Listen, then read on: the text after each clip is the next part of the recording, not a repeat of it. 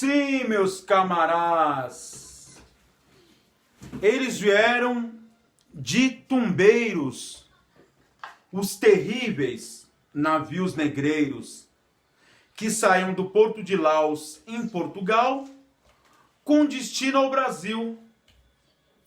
Sim, eram embarcações que cabia cerca de 300, 400 pretos escravizados. E quando eu digo escravizados, nas piores condições que o ser humano pode imaginar. Sabe, esses navios, né? Tinha o convés, que era a parte superior, e tinha algumas outras camadas. E tinha uma camada que era mais ou menos de 1,5 m.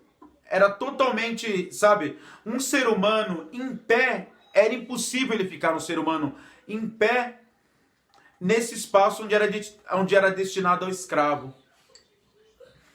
E onde era destinado esse espaço aos pretos escravizados, vejam bem, meus camaradas, não existia a menor condição de higiene.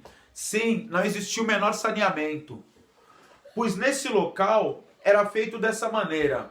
Eles acorrentavam os pretos escravizados pelas mãos e pelos pés, e um grudado ao outro, acorrentados, e como se não bastasse, colocavam eles em um espaço totalmente comprimido, totalmente espremido, a modo que eles não conseguiam exercer o menor movimento. Ou seja, eles ficavam naquele martírio durante 3 longos meses, 90 dias, e tudo isso no mar. Então imagina, uma pessoa que é da terra, que é da natureza, que está acostumado com a liberdade na África, nas savanas, a explorar até a vida dela normalmente. De repente essa pessoa, ela é sequestrada e ela é levada ao mar.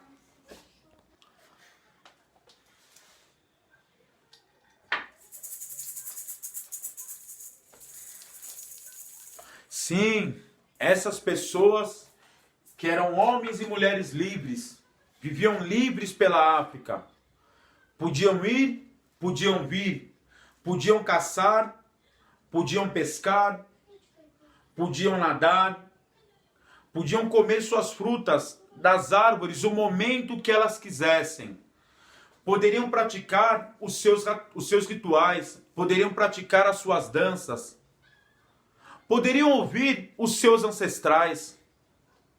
Sim, meus camaradas, elas estavam constantemente dentro de sua organização, elas estavam constantemente fazendo o que mais sabem fazer, que é viver em harmonia com a natureza. Tinham lá suas diferenças, uma tribo com a outra? Sim, tinham.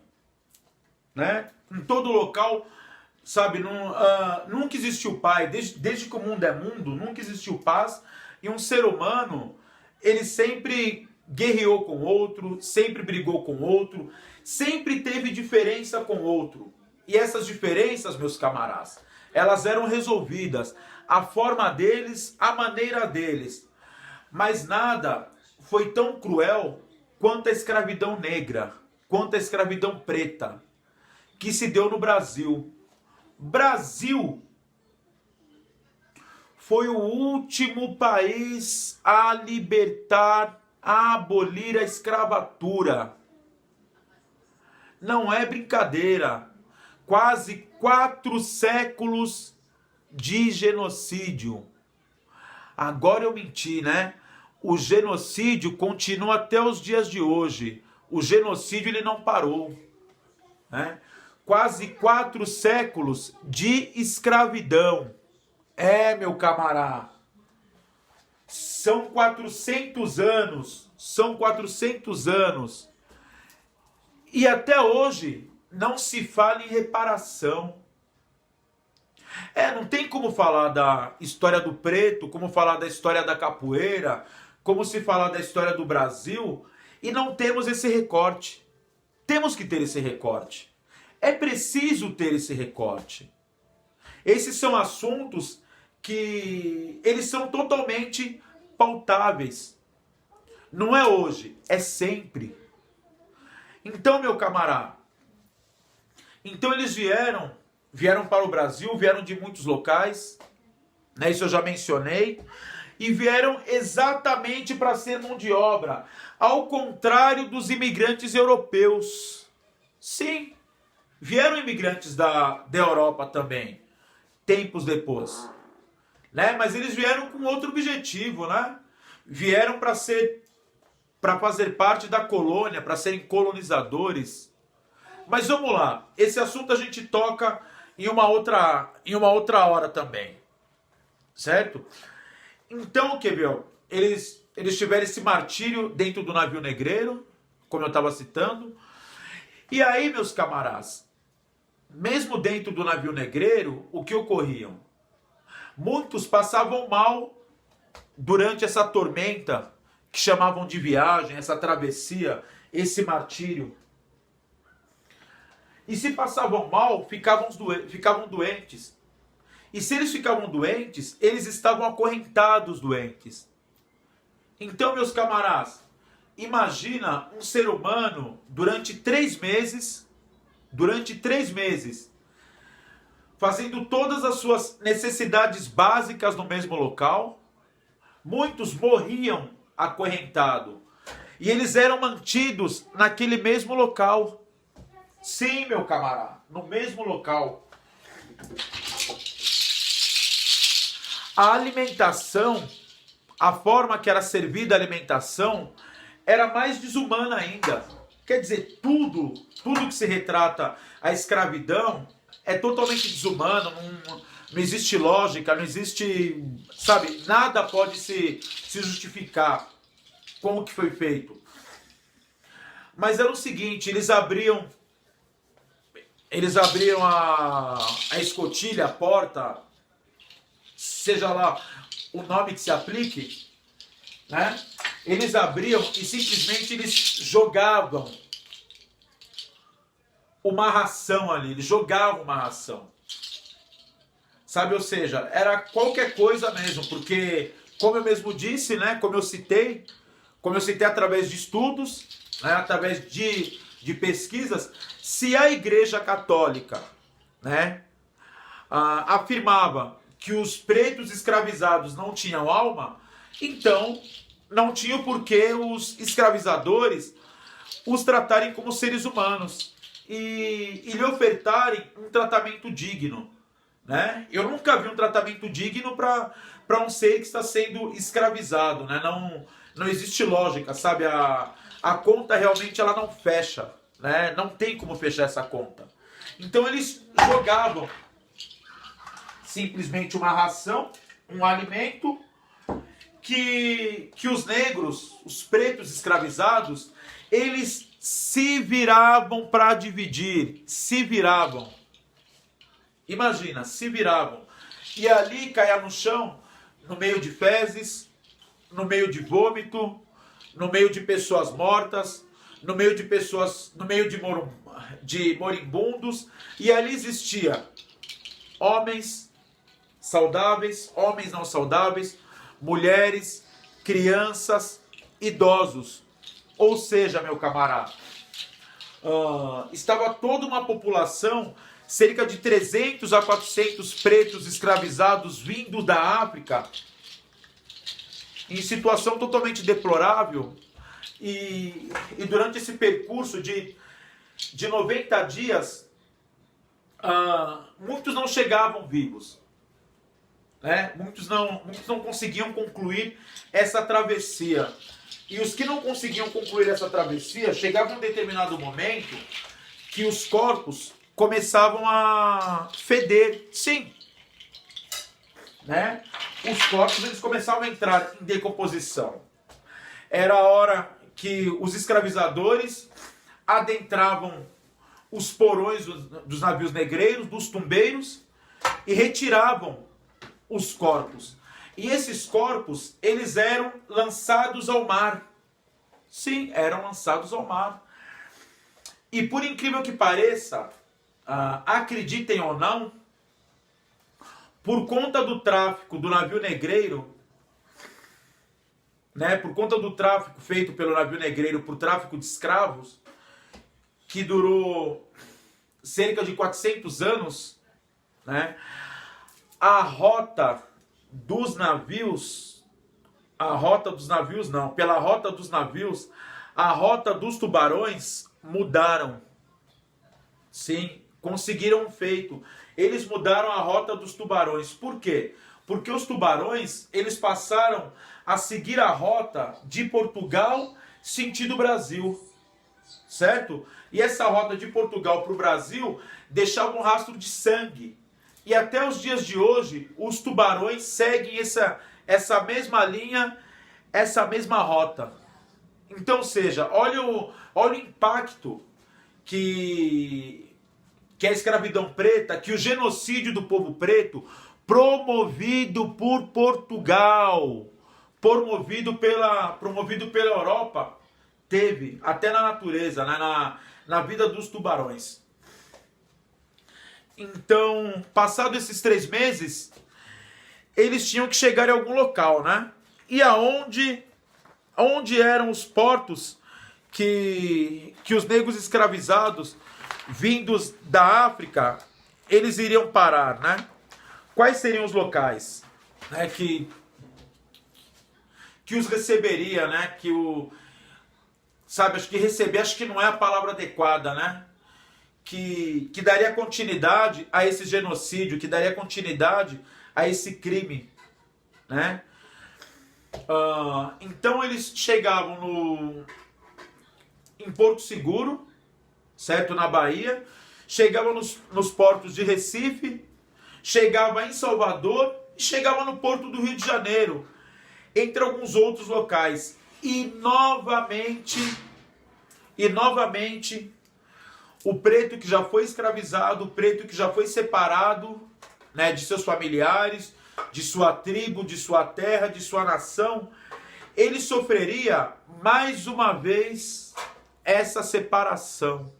Mais uma vez ele seria acometido a mais uma violência. Ou seja, os poucos que conseguiam se reunir, de repente até um familiar ou outro no mesmo navio, né? Ou da mesma tribo, ou de uma tribo próxima, ou que criaram alguma afinidade, alguma afetividade durante a viagem, eles eram mais uma vez separados. Mais uma vez a violência tomava conta do local. E crianças eram separadas de adultos, homens eram separados de mulheres, e eles tinham um único destino: as fazendas. Ali iria se dar início novamente ao martírio, ao genocídio, ao estupro, à amputação de membros, a todo tipo de perversidade, pois o corpo do preto, ele não pertencia ao preto. Aquele corpo, ele era comprado pelo escravizador. E assim que aquele corpo ele era comprado ao escravizador, o escravizador não tinha o menor carinho, o escravizador não tinha o menor pudor, o escravizador não tinha o menor amor. O escravizador era simplesmente o escravizador. Ele era o genocida. Era ele que praticava ou promovia os piores atos que poderia acontecer a uma pessoa, que poderia acontecer a uma nação. O escravizador.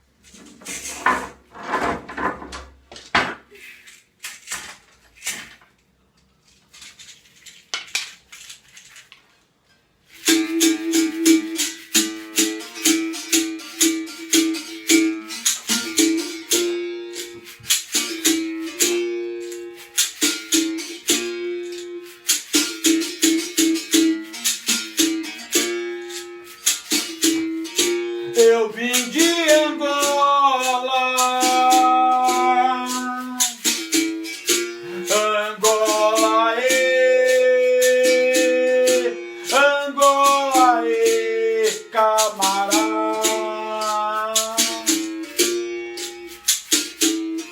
Eu vim de Angola, Angola, Angola, camarada. Eu vim de Angola,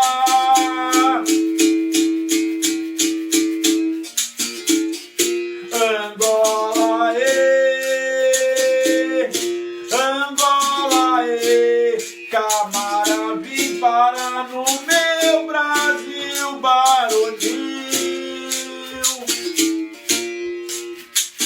capoeira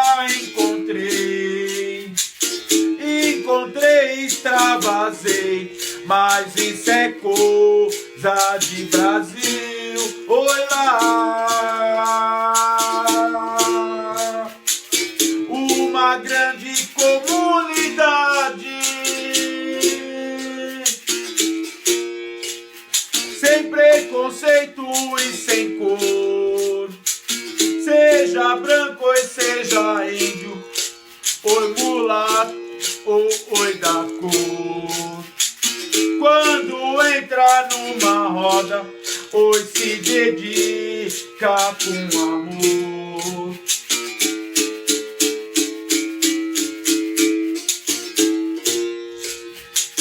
Isso é fruto da cultura, oi que nasceu e não tem cor.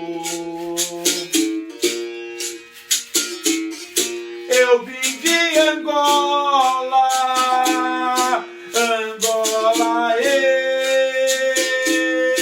Angola, camarada. Eu vim de Angola, Angola, Angola, camarada. Eu vim de Angola, Angola, Angola, camarada. Eu vim de Angola, Angola, Angola, camarada.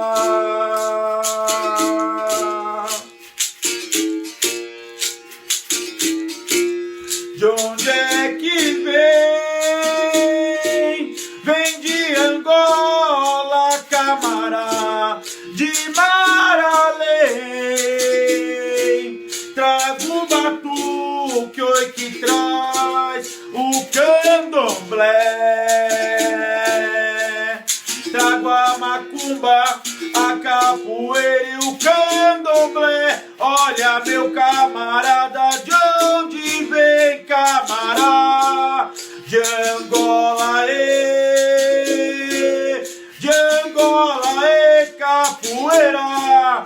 De Angola, camarada, de Angola. E o berimbau de onde é que vem camarada? De Angola, de Angola, capoeira.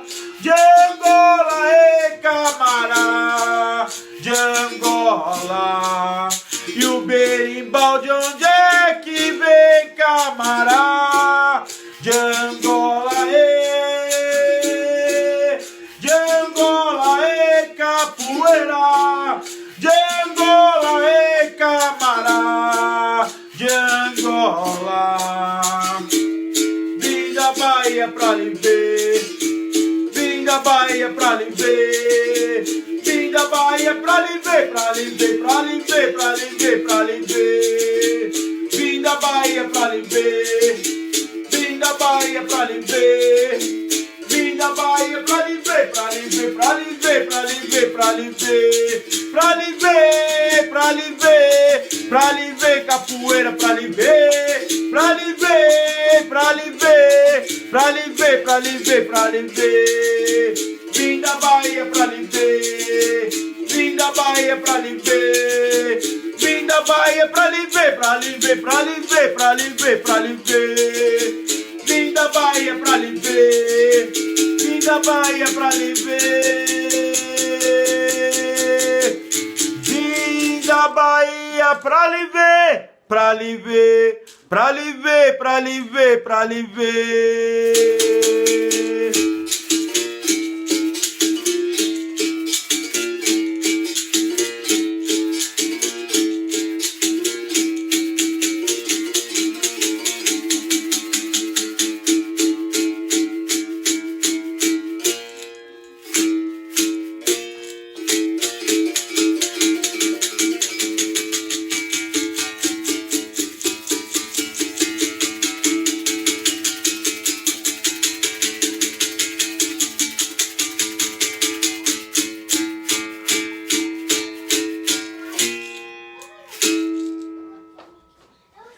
Salubaê, Nanã, ô Nanã Buruquê, salubaê, minha mãe.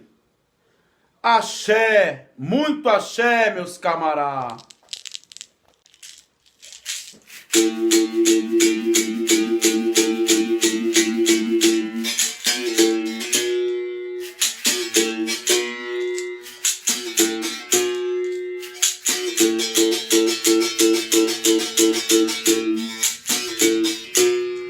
Epa, rei, oiá!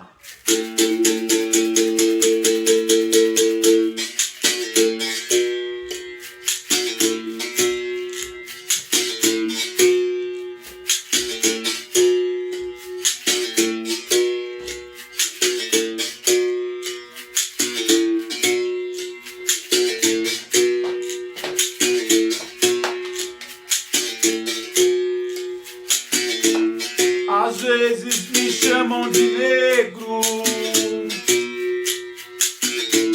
pensando que vão me humilhar, mas o que eles não sabem é que só me faz relembrar que eu venho daquela raça que lutou pra se libertar.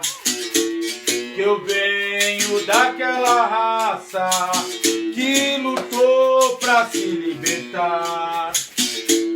Que o maculelê acredita em candomblé e traz um sorriso no rosto, capoeira no sangue e o samba no pé. E traz um sorriso no rosto, capoeira no sangue e o samba no pé. Capoeira na poderosa luta de libertação. E hoje aqui nessa roda vou jogar é com meus irmãos. E hoje aqui nessa roda vou jogar é com meus irmãos.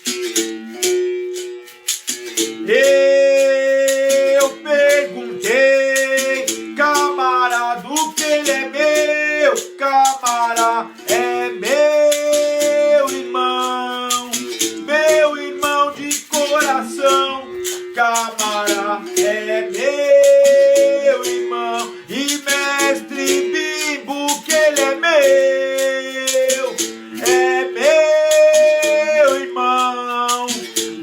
irmão de coração, camará, é meu irmão. Mestre Passinho, que ele é meu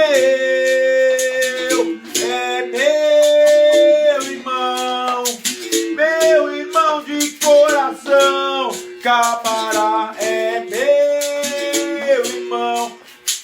E o besouro, que ele é meu, camará, é meu irmão de coração, camará, é meu irmão. Mestre Leopoldino, que ele é meu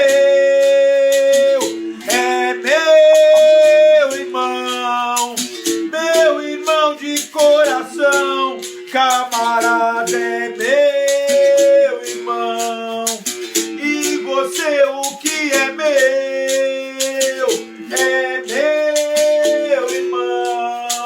meu irmão de coração, camarada é meu irmão, oi capoeiro que ele é meu irmão de coração, camarada é meu irmão. É isso aí, meus camaradas.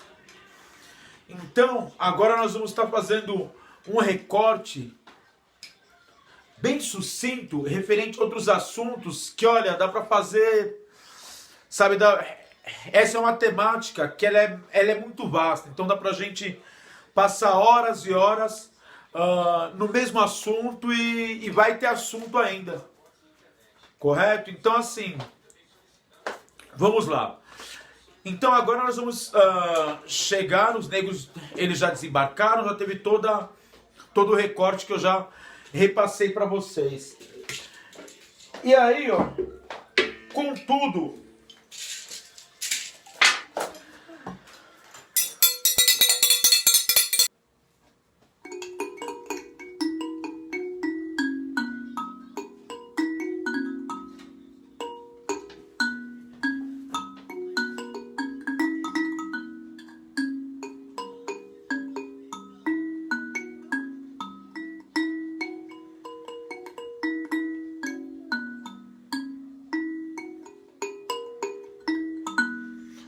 Ogunhê, meu pai, Ogunhê.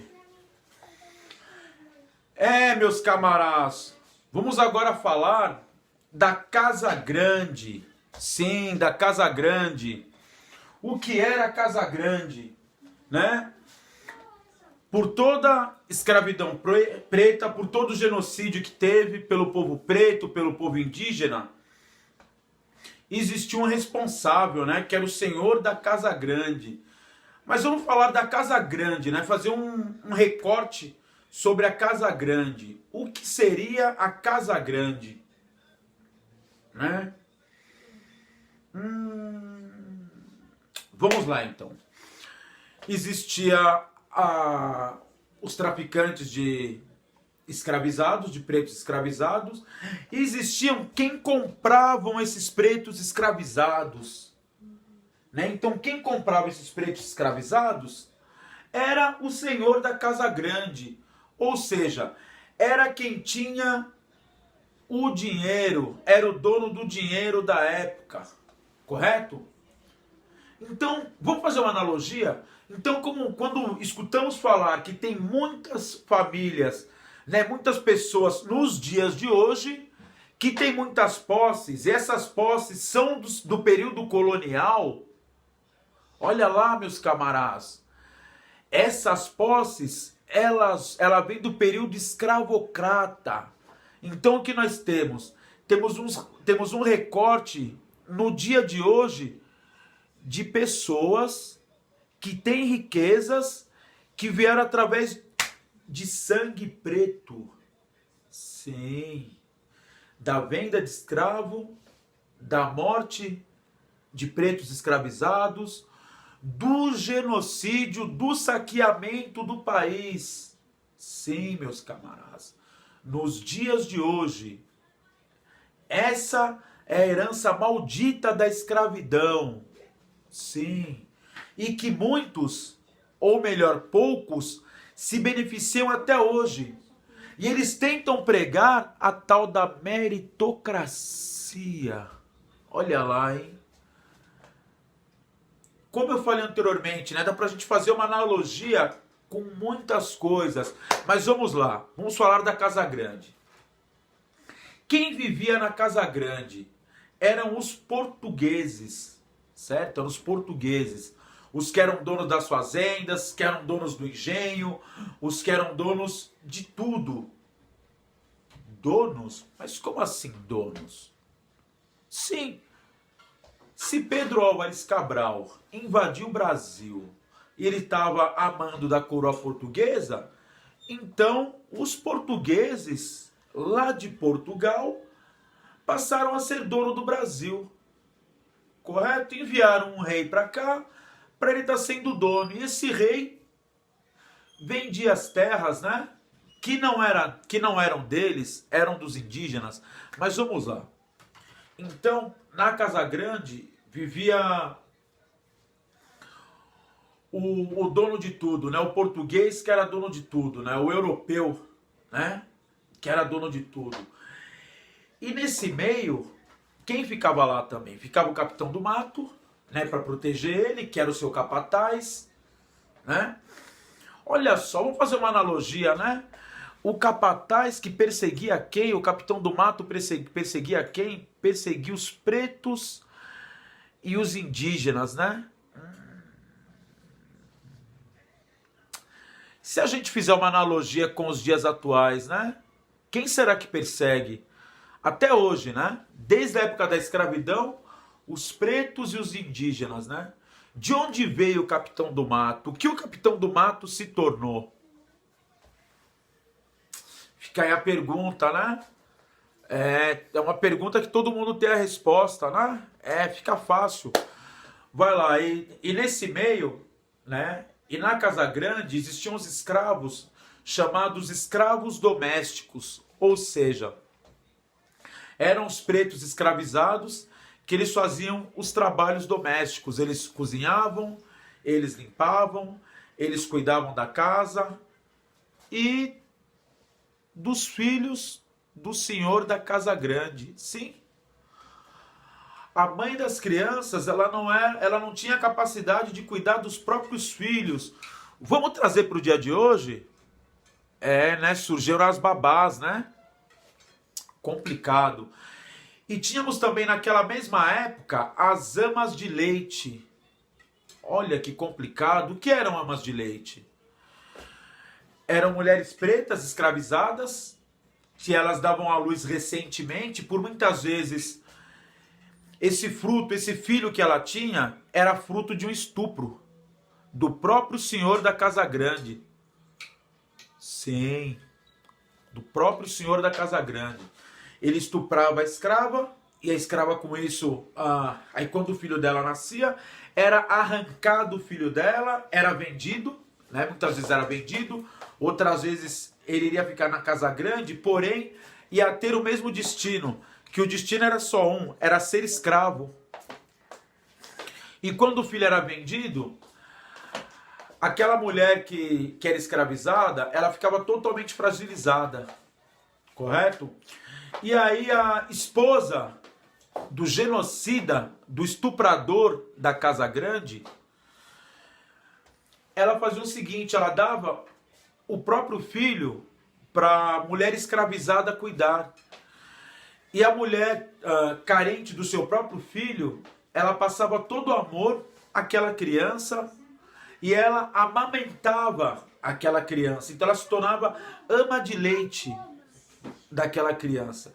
E cuidava com todo o carinho, com todo o amor daquela criança.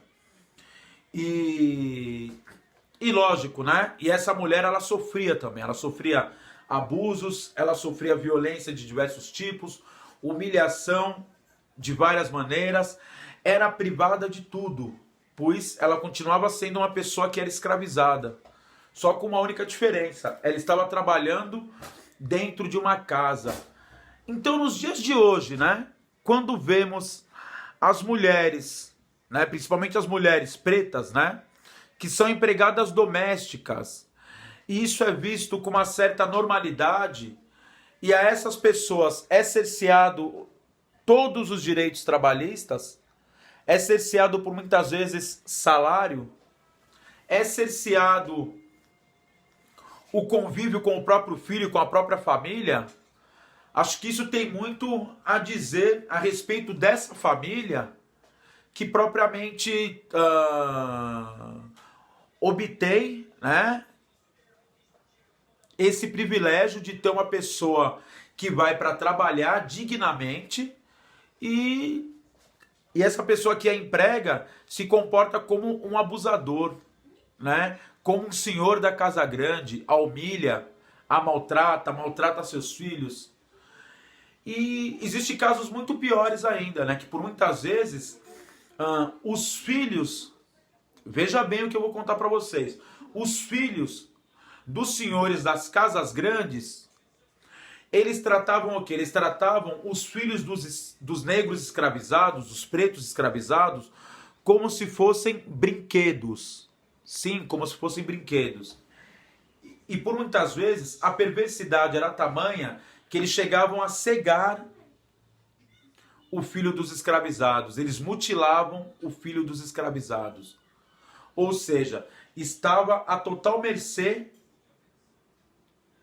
das outras crianças, né? Que aprendia com os pais toda a brutalidade, pois isso se reproduzia, pois mais uma vez torna a repetir. Os pretos eram vistos como seres inferiores, né? A própria igreja pregava que os pretos não tinham alma. Então, se portanto não tinham alma, eles não tinham o menor valor para essas pessoas. Então, assim, é um recorte bem sucinto da Casa Grande, tá legal? Aí nós temos uma outra situação que se instaura, que é a senzala. É a senzala, né? O que seria a senzala? A senzala era o local de residência dos pretos escravizados. Tanto os domésticos como os não domésticos. Os que trabalhavam no campo, os que trabalhavam na lavoura, que faziam diversos serviços. Todos eles, no final do seu turno, eles iam para a senzala. E aí na senzala, né, era também uma outra forma de martírio. Entendeu? Pois ali eles não tinham liberdade, aí eles não podiam realizar muitas coisas, seus cultos, seus rituais. À medida que o tempo foi passando, eles foram se habituando a camuflar os seus rituais. Camuflar. Pois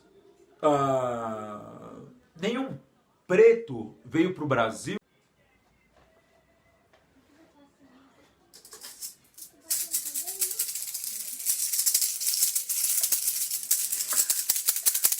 caô, cabecinha, meu pai. Sim, à medida que o tempo foi passando, eles passaram a camuflar os seus rituais. Sim, com certeza. Pois eles tinham seus cultos africanos, seus deuses africanos, e eles nunca por um momento perderam a fé ou a esperança nesses deuses. E lutavam sempre por dias melhores, sempre por melhores condições. Pois bem, e nesse ambiente hostil surgiu inúmeras coisas também, né? Inúmeras culturas surgiu ali dentro. Ali pôde se desenvolver o candomblé, por exemplo. Ali temos né, a questão da culinária também, né? A culinária surgiu na época da escravidão, no período da escravidão, surgiu nas senzalas. Pois na Casa Grande, né, era entregue as melhores partes, os melhores cortes do porco, e as partes que eram menos que era menos valorizada, era entregue aos escravizados para que eles se alimentassem. Então, tanto o feijão preto, quanto as partes inferiores, pé, joelho, orelha, rabo, né? Eles entregavam lá e aí eles faziam a feijoada. Surgiu também o acarajé, meus camaradas. O acarajé também surgiu na senzala. E eles praticavam seus rituais, todos utilizando tambores. Certo? Tambores. Com o tambor, eles se comunicavam com seus ancestrais, se comunicavam com os seus deuses. Eles não deixaram de reverenciar as pessoas mais velhas, a pedagogia africana. E foi em um desses momentos que assim que é onde se mistura a dança, onde se mistura a luta, onde se contempla o ritual, se contempla o sagrado. Foi neste momento que surgiu as primeiras pernadas de capoeira. E veja bem, não é a capoeira como conhecemos hoje em dia. É a capoeira que eu digo, é a capoeira luta de libertação. Era uma capoeira que não tem essa ginga que temos hoje, sabe? Esse molejo, esse balanço de corpo. Tantos movimentos, não. Era uma capoeira realmente pesada. Era a luta da sobrevivência, através da capoeira. Então assim, a capoeira luta propriamente dita. Era uma luta de defesa, era uma luta de ataque. Ou seja, eles se defendiam atacando. E aí se deu início às primeiras penadas de capoeira, que foi dentro de uma senzala. Assim, eu acredito, entendeu? Que foi dentro de uma senzala no período colonial. E isso, meus camaradas, isso não tem preço. Isso não tem preço. Sabe por quê? Porque a capoeira, ela tem pai e ela tem mãe. Ela tem pai africano e ela tem mãe africana. E ela surgiu aqui. Ela surgiu no Brasil. A capoeira, ela é brasileira. Em diversos locais do mundo, onde tiveram pretos escravizados, surgiu outras culturas. Se originou realmente outras culturas. Mas somente no Brasil que surgiu a capoeira. Então, meus camaradas, presta bem atenção. Capoeira é de matriz africana. Tem pai e tem mãe preto, que vieram da África para o Brasil. Trouxeram todo o seu ritual, trouxeram toda a sua história, trouxeram toda a sua ancestralidade. E a partir dessa ancestralidade, a capoeira surge. A capoeira surge e ela continua. Agora, meus camaradas, eu vou fazer um outro recorte para vocês. Que é um recorte, certo? É um recorte magnífico, que é o recorte do quilombo. O que seria o quilombo? O quilombo é um pedacinho da África no Brasil, certo? Esse pedacinho da África no Brasil, ele é chamado de quilombo, certo? Então, quer ver? O quilombo, ele foi o quê? Ele foi o símbolo máximo de resistência, certo? De resistência, certo? O quilombo, ele foi o símbolo de resistência e ele teve uma organização cultural. No quilombo existia a liderança e o quilombo, ele era totalmente acolhedor, certo? O quilombo, ele acolhia as pessoas. O quilombo, ele resgatava as pessoas. O quilombo, ele dava condição dos ex-escravizados realizarem seus cultos, realizarem seus rituais. O quilombo, ele tinha uma estrutura sólida. No quilombo, existiam cerca de 50 mil pessoas quilombolas. 50 mil pessoas. Ou seja, eram diversas comunidades que se reuniam e formavam um quilombo. Um quilombo muito grande que teve na região de Pernambuco foi o Quilombo dos Macacos. Sim, Quilombo dos Macacos, na região de Palmares, que logo mais se juntou e se formou o Quilombo de Palmares. Meus camaradas, até hoje tem quilombo. Nos dias de hoje, temos comunidades quilombolas. Nos dias de hoje. Hoje em dia, existe cerca de 3.524 quilombos nos dias de hoje. Eu vou repetir, cerca de 3.524 quilombos. É muito quilombo, meu camarada. É muito quilombo. E temos também, ó, temos muitas famílias, temos muitas pessoas que são remanescentes de comunidades quilombolas. Né? Aonde ficavam a maioria desses quilombos? Goiás, Rio de Janeiro, Pernambuco, Maranhão, Minas Gerais, São Paulo. E por outras regiões do país, não menos importantes, todas têm a mesma importância. Todos são quilombolas. E assim, no quilombo também existiam indígenas no quilombo. O quilombo ele era uma grande mãe, ele aportava todo mundo, recebia todos. Tá joia, meu camará? Ha, ha!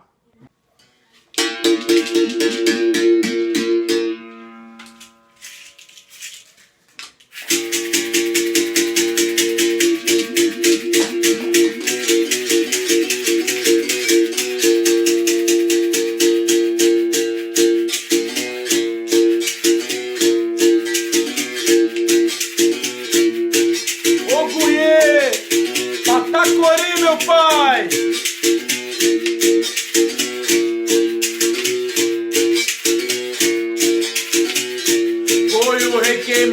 Foi o rei quem mandou matar todo mundo que fosse de cor. Foi o rei quem mandou matar todo mundo que fosse de cor. Foi o rei quem mandou prender Ganga, Zumbi, Quilombo de Palmares. Foi o rei quem mandou prender Ganga, Zumbi, Quilombo dos Palmares. Quando o zumbi foi chegando, ele foi perguntando o que aconteceu. Um garoto sentado na pedra dizia chorando: vovô já morreu. Do irmão arrancaram a orelha, botaram no palco babar um bebê. E Zumbi, o guerreiro valente, olhava e clamava por Deus. Eu só vou ter salvação quando eu beber o sangue do rei Salomão. Foi o rei quem mandou matar todo mundo que fosse de cor. O rei quem mandou, foi o rei quem mandou matar todo mundo que fosse de cor. Foi o rei quem mandou prender Ganga, Zumbi, Quilombo de Palmares. Foi o rei quem mandou prender Ganga, Zumbi, Quilombo de Palmares. Quando o zumbi foi chegando, ele foi perguntando o que aconteceu. Um garoto sentado na pedra dizia clamando: vovô já morreu. Do meu irmão arrancaram a orelha, botaram no copo babar um bebê. E Zumbi, um guerreiro valente, olhava pro céu e clamava por Deus.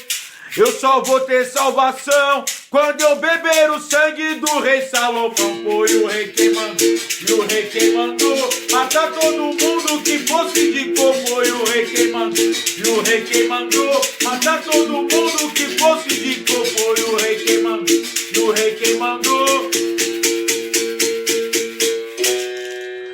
matar todo mundo que fosse de cor. Oguiê, meu pai, força Zumbi, salve Gangazumba. Agora nós vamos entrar em outro recorte que diz respeito ao quilombo, né? Se existe o quilombo, no quilombo existem os quilombolas.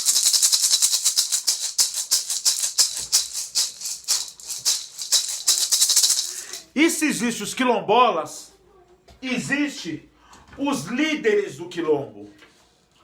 Os líderes, sim, os quilombos, eles eram regiões independentes, como eu disse. Mas todos tinham um líder. E quem era o líder do quilombo? Primeiramente, o líder do quilombo, ele era Gangazumba. Sim, Gangazumba, né? O rei Gangazumba, ele dispensa apresentações, né? O rei Gangazumba, ele é notório, ele é estrategista, Ele foi um dos mais sábios líderes do quilombo de Palmares. Só que o rei Gangazumba, ele, cansado de tanta guerra, cansado de tanta luta, ele buscava paz para o seu povo. Ele buscava fraternidade, mesmo em terra distante. Caso vocês não saibam, o rei Gangazumba, ele foi proclamado rei.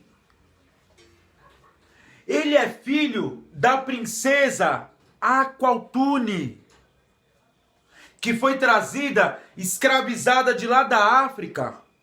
E mesmo enquanto escravizada, ela comandou uma rebelião e libertou muitos escravos, centenas de escravos, de pretos escravizados. E com isso, Gangazumba foi o nosso grande líder, o líder do quilombo de Palmares. E como eu estava contando, Gangazumba, como ele estava cansado de tanta guerra, cansado de tanto lutar, de tanto ver seus irmãos morrerem, ele aceita fazer um acordo com a coroa. Sim. Ele acreditou nos portugueses. E ele foi enganado, ele foi iludido. Infelizmente ele foi iludido. Ele fez um pacto, querendo paz. E nesse pacto, somente ele e os quilombolas perderam. É uma história muito linda, é uma história muito vasta. E com certeza dispensa apresentações. Eu estou só dando apenas uma pincelada.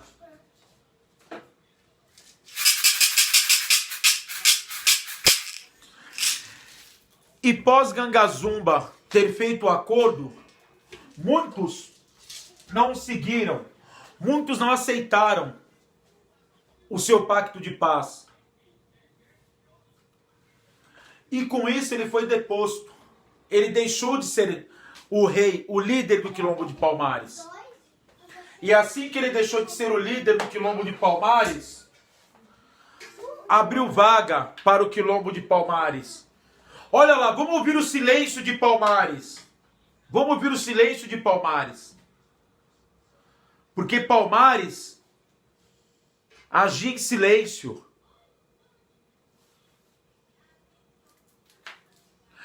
E após Gangazumba ser deposto, o seu sobrinho assume. Ou seja, Zumbi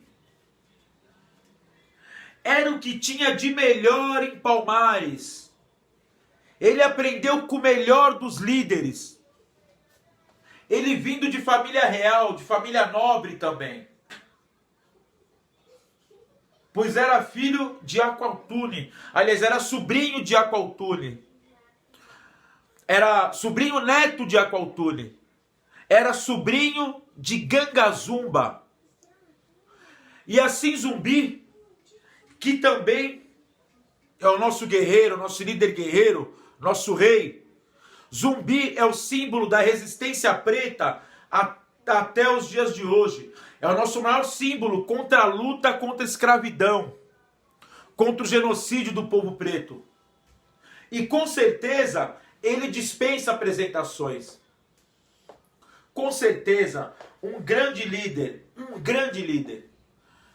E aí Zumbi, ele comanda os exércitos de Palmares, os palmarinos, os quilombolas, durante 20 anos.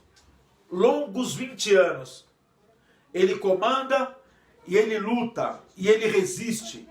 Zumbi é símbolo de luta, é símbolo de força, símbolo de resistência. Zumbi.